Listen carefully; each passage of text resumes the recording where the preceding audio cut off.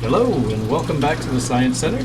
My name is Colin. I'm the curator of live exhibits here at the Science Center, and I'm going to give you another tour of our animal room. Right now we're standing in front of our lionfish exhibit. There it is. We've got two glorious lionfish. They're beautiful animals. We got these animals when they were quite young, and they've been growing spectacularly, filling out this tank quite well. Good close up in there. There's that glorious beast. Lionfish are pretty spectacular fish. They're getting a bad rap, well deserved, because unwanted pets were released into the Atlantic Ocean and are beginning to wreak ecological havoc. They've been doing it for years now. Here's our other one. Lionfish are active predators. They cruise around reefs and other structures looking for small critters to eat. They use these giant fins they have to try to corner prey. And when they have them cornered and unable to escape, they open their mouth violently and ferociously and suck their prey right in, swallow them in one giant gulp. And the reason they've become such a problem in the Atlantic is that they have no predators in that ocean. They're originally from the Pacific. There's a number of different species. These are the red lionfish. And the spines along its back there are venomous. They have venom glands down at the base of those spines, or along the spine, which produces I believe it's a neurotoxic venom. And if you're pricked by one of those spines, oh, it can hurt quite badly. And so there are very few fish that want to swallow a lionfish, because they don't want to get pricked by those awful spines.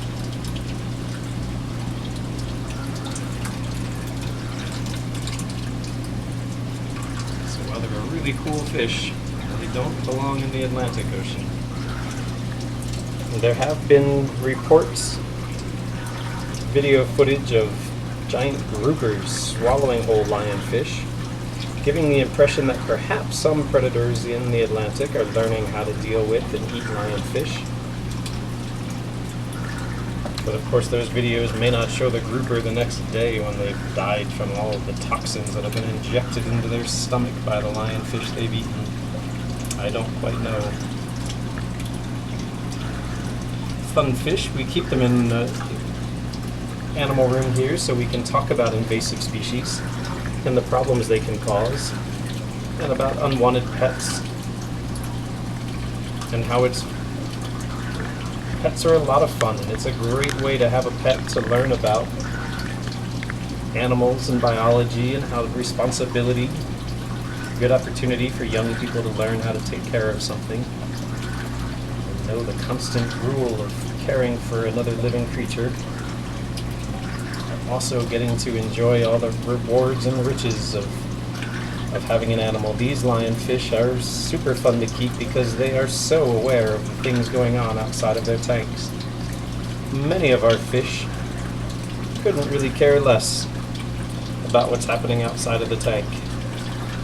These guys, though, keep a very watchful eye on everything happening in this room. And if they don't like something, they go sulk in the back corner, and if they think there might be some food involved, they'll come begging up at the front.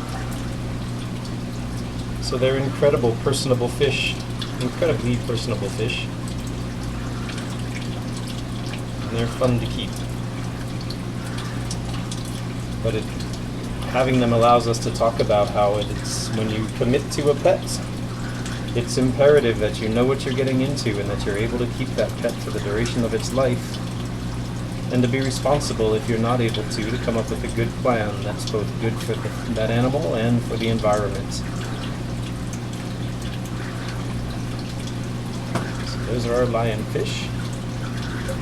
Let's move on over here. We'll take a quick look at our reef tank. You might be able to tell I haven't cleaned this glass recently. It's an awful mess. I apologize for all that algae all over the front. As we begin to think about possibly reopening, I'll have a lot of work to do to get our exhibits back into exhibit shape. We've kept our eye on making sure our animals are happy and healthy and doing well, though we perhaps have taken our eye off of the ball on keeping our exhibits looking as good as they possibly can. So we'll have to whip a few things into shape when we open back up again. This is one of my favorite corals. This is the frog spawn. It is a hard coral, but it has these long tentacles that wave around, give it nice motion. And then there are these accursed orange mushrooms, which we have way too many of. There are mushrooms everywhere in this tank. And I am regularly having to thin the mushrooms out of here, because unfortunately mushrooms can sting other corals. Another beautiful coral is this green star polyp. A really beautiful coral has these long green polyps. They phosphoresce quite well, so under the right lighting, actinic lighting, near ultraviolet, they are able to absorb wavelengths and convert them to a different wavelength and readmit them. So these have beautiful phosphorescent green polyps. You can see the white mouths in the center of their polyps there. And while the green star polyp is a beautiful coral and it's relatively easy to grow, it can be very aggressive and sting other corals. And so that's another one that we regularly have to keep our eye on and thin out. Thin and trim back as it gets too large. Let's see, here's our green turbinaria. Color rendition isn't so great on that one right now. This is another one that phosphoresces fairly well under the right lighting conditions. And we've got this fun coral here. Well, if I can show that one to you right there in the center. That's actually an Australian coral. Australia is usually very strict about the animals they let out, but recently a lot of Australian corals have been on the market. This one was donated to us by a previous employee who now works for a reef shop. And this Australian coral has done quite well. Come over here and we've got this giant toadstool leather, or fingered leather. This is actually one of the oldest corals in the tank. This coral predates my time here. It's done incredibly well.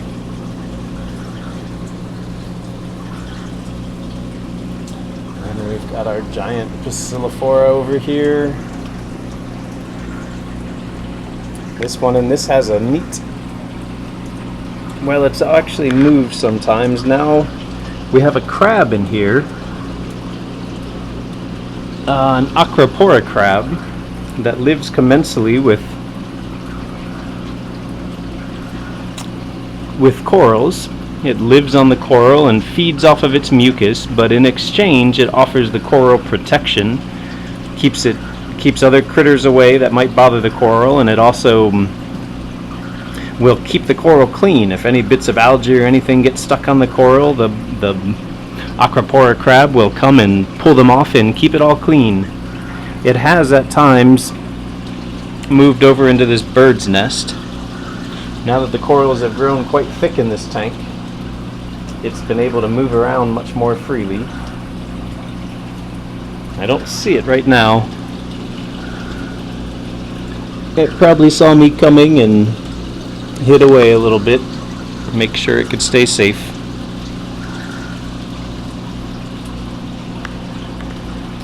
We've got another fun hard coral hiding back here. I'll show you this one.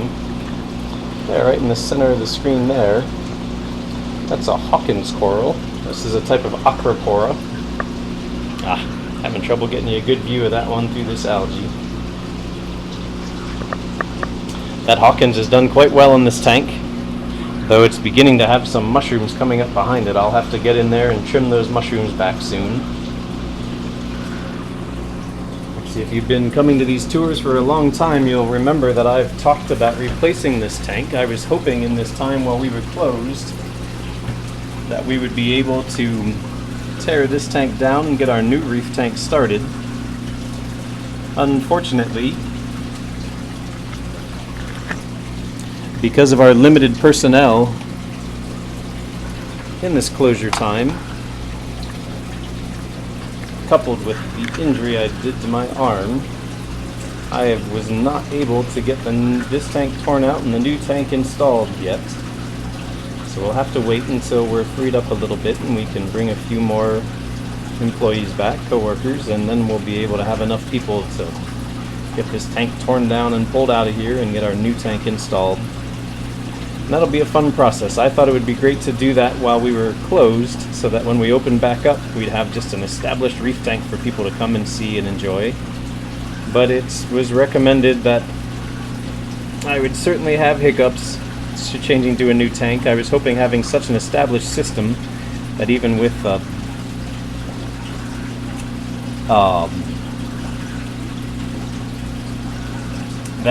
tearing it all down and starting anew with the established system, we'd be able to skip many of the initial adjustments that a new tank needs and takes. But it's been recommended that that's not going to happen, and I should prepare for cycling a new tank just as it were a brand new tank. And so I think that will be a fun process to let our guests come and see. The reef tank is one of my favorite systems in this room. It's by far the most amount of work. It's taken years of studying for me to figure out how to do it correctly and to get the corals to thrive so well. And that's probably part of the reason I've enjoyed it so much. It's been such a long, arduous journey, but it's had good results. Next time we look at that tank, I promise it'll be a little more cleaned up. We'll be able to see it better. Next, we'll come on over, see if I can find any of the seahorses. There we go. Right down here.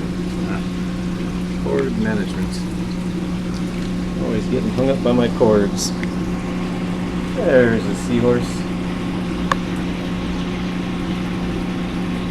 Seahorses are one of the newest species that we exhibit at the Science Center. We received our seahorses not too long before we ended up having to close. They're a very delicate, difficult species to keep. We've had a few hiccups along the way, but we're figuring it out.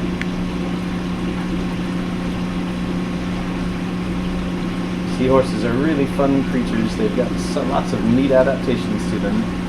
They have independently moving eyes, they have a prehensile tail, they have bony plates of armor all covering their body to keep them safe. Their jaw is fused together, their jaw doesn't open and close, they just have a tiny little flap on the front of their mouth.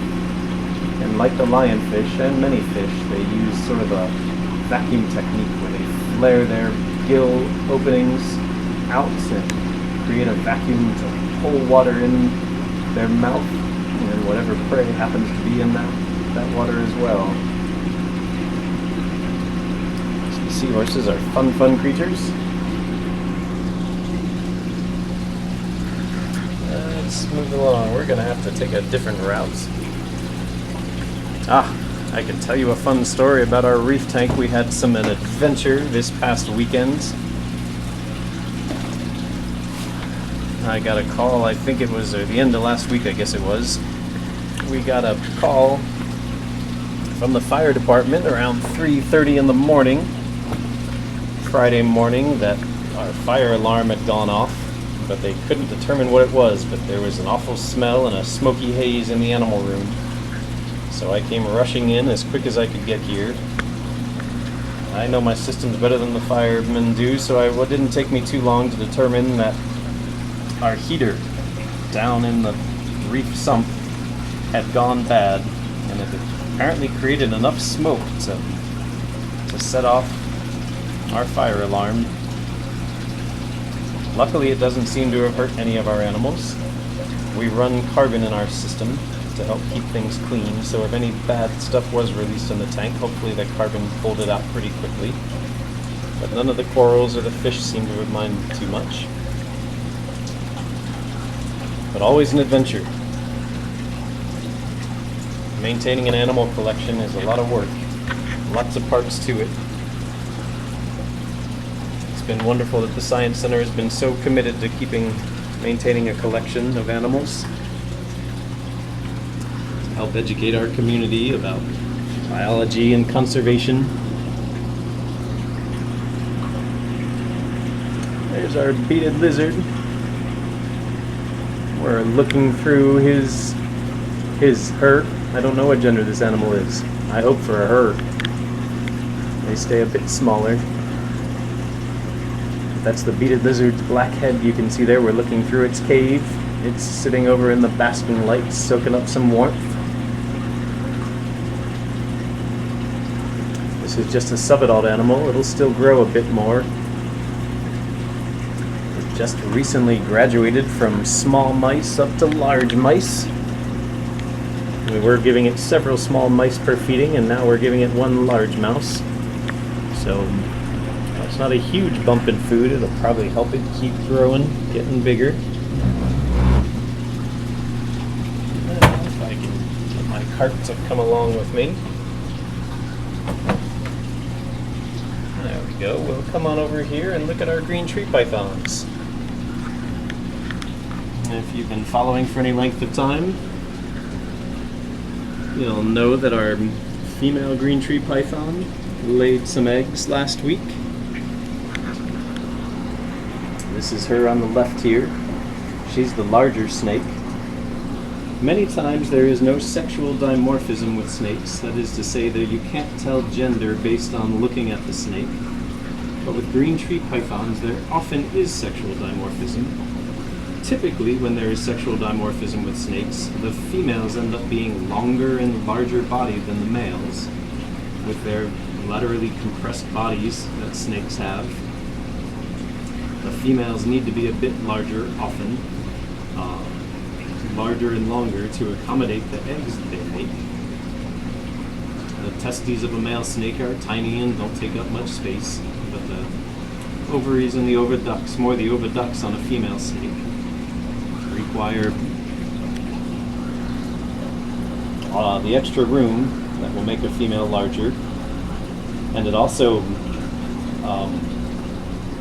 typically, I believe this, don't know this for sure, that females put so much energy into creating their eggs that a female snake with good body condition after laying eggs can look pretty emaciated and skinny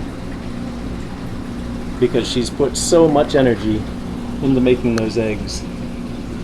And so I believe that in part they get larger bodied, heavier bodied because they eat more, trying to build up greater stores of energy so that when it comes time to produce eggs, they're able to do that without greater detriment to themselves. But those are our green tree pythons. I haven't been down to look at their eggs today, but when I checked them on Sunday, they were looking great. Slight little dimple on them, but not very much. That's one thing you have to watch with green tree python eggs, particularly when you do the no substrate incubation technique that I use. You want to make sure that they stay well hydrated. I'm trying to show you our tokay gecko hiding back there. Kind of just make its tail out. The lighting's a little worse than I thought it would be on the camera. Well, we've got the one tokay in there. You can see it's the eggs from the tokay up on the ceiling. And let's keep moving around here. Come check, get my cords in line again. There we go. So then more snake eggs. Our Rhino Rat's here. Our female Rhino Rat is gravid. She had been in her pre-lay shed for a while. I just read recently, I had not read this before, but I had observed it before, that Rhino rat snakes, when their prelay shed, will last much longer than a typical shed. I have found that these guys, they soak in their water bowl so much it often prolongs their shedding cycle. Part of the shedding cycle is a layer of fluid between the old skin and the new skin drying out. And when a snake soaks itself so much, I believe that it has trouble having that layer of skin dry out, and it can often prolong the shed cycle, make it take a lot longer. This is the female here. She's been cruising around all day. She had a bit of an abnormality with this round of eggs. She went through her pre-lay shed, but before she actually shed her skin, she ended up popping out a few eggs. Our keeper here, Emily, she found a couple eggs in the water bowl where she'd been soaking herself before she'd shed. Not sure why that happened. Once in the past, she popped out some eggs early and then held on to the rest of her clutch until the appropriate time. And it seems as though that may be what happened again this time.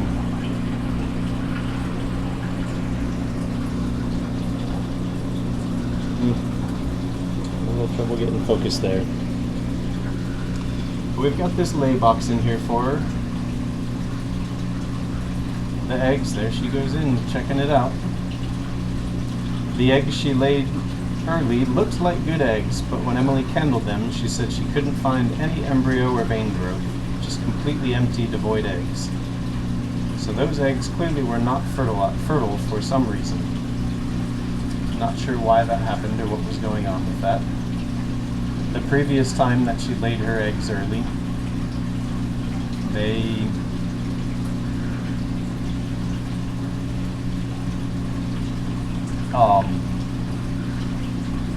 early eggs also were not good, but the later eggs she laid were good, and we hatched a few of those. So my hope is that she may still pop out a few eggs here, now that she's had her pre-lay shed, and that those will have a better chance of hatching.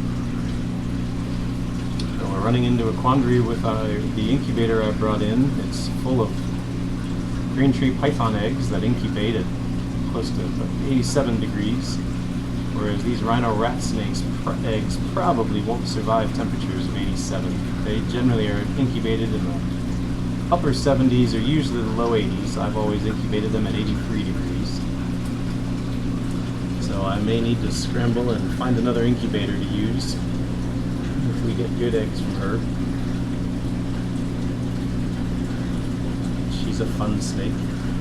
These guys are swamp-dwelling snakes.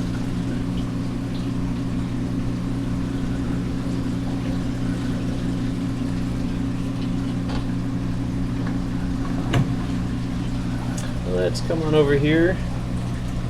We'll take a quick peek at our carpet chameleon.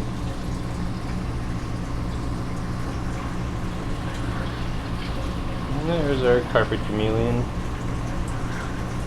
hiding in his favorite Schefflera. That's this plant that he's hanging on to.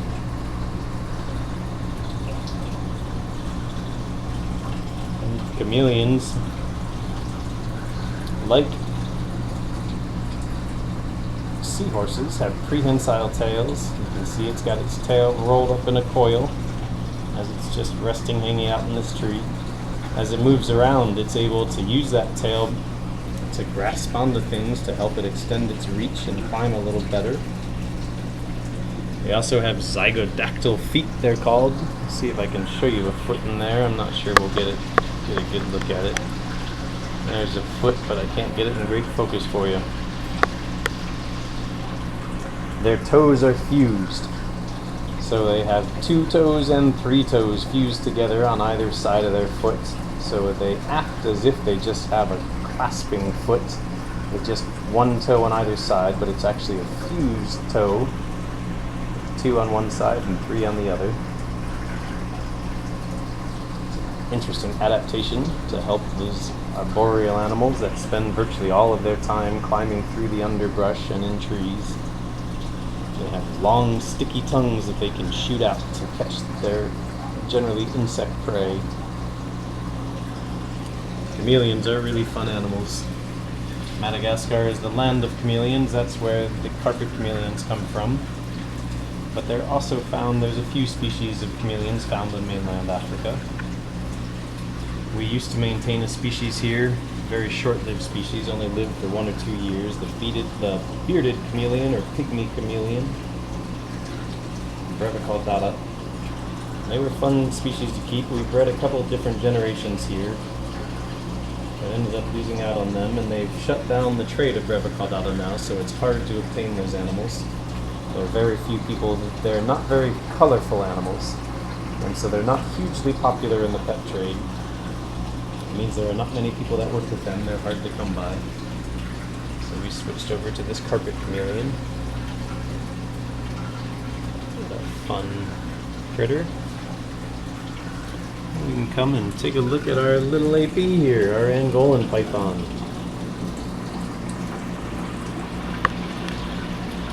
You can see it's curled up in a ball, just resting under its overhang here. Angolan pythons come from the Namib Desert and surrounding areas. They're one of the most rare pythons in the world.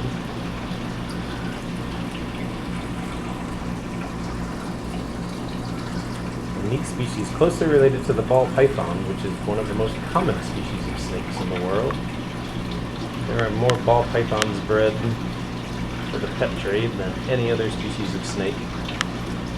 There's all sorts of different morphs and varieties of ball pythons. And these guys have a similar temperament to ball pythons, which is to say they're generally very calm, cool snakes. While we're over here, let's swing around behind us and we'll take a quick look at our tokay gecko. Good chance I'll scare this animal off as I try to get the camera close. There it is.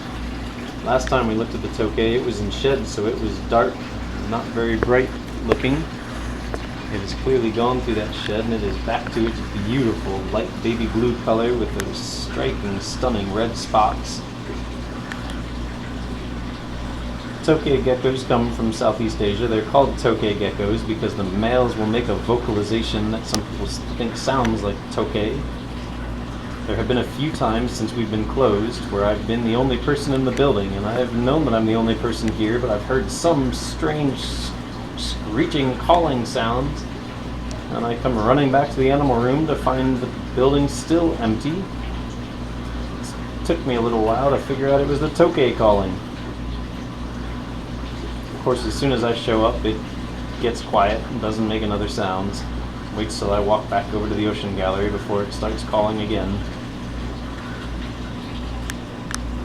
That's a fun animal.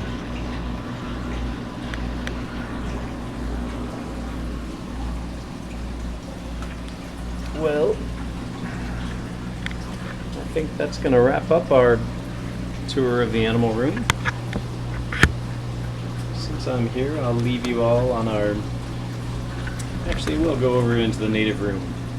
I'll leave you guys looking at our spotted salamanders, which is one of the largest species of salamanders that we have in New York.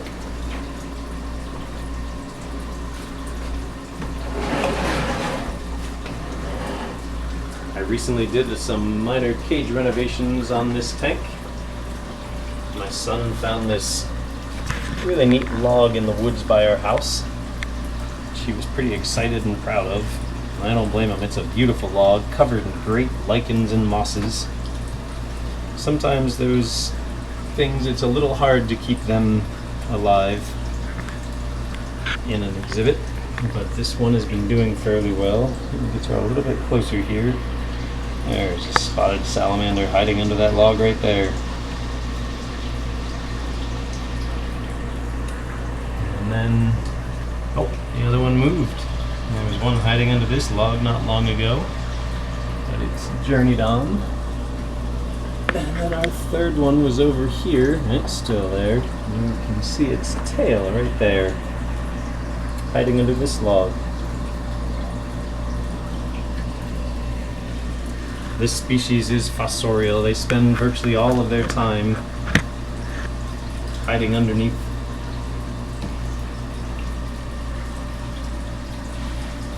logs. Logs and tunnels and things like this. Spend virtually their whole life underground, except for the spring migration where they head down to pools and ponds to have a mass breeding event. It's pretty spectacular. Well, thanks for joining again for this tour of the animal room.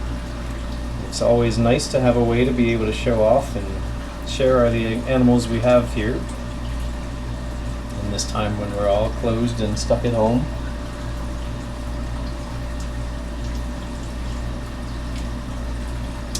Come back and join us again on Thursday at 2 o'clock. We'll do another tour, take a look at a few more of our animals. Thanks and take care.